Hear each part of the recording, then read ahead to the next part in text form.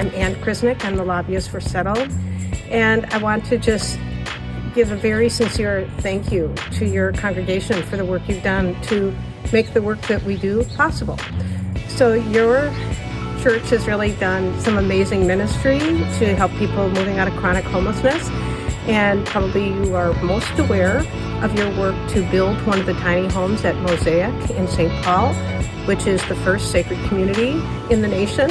And that's a wonderful thing. And you have helped someone move out of chronic homelessness.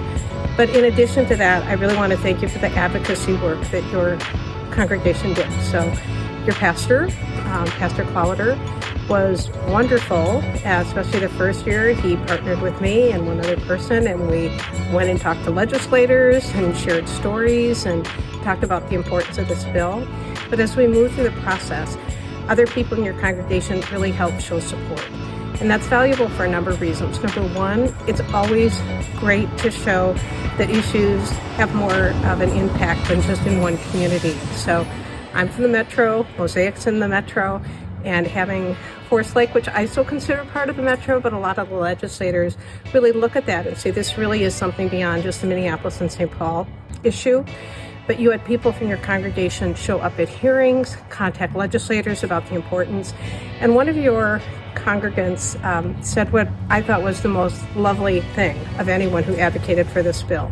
And in submitting testimony, she talked about the value of churches doing this, and had a phrase that I used over and over and over again, quoting her when I talked to legislators. The churches do one thing really well, and that's to love people. And it's something that government doesn't do and services don't do. And it was really effective. And when I think of your church and the work you do beyond just your congregation, beyond just your community, that really resonates with me, that the people at Faith Community and your love for people have really helped make this bill become a reality and really made this movement grow across Minnesota. So at this time of Thanksgiving, we are very grateful for you. And as we look to the coming of Jesus and the beginning of Advent and a season of hope, you really bring that hope to us. So thank you so much.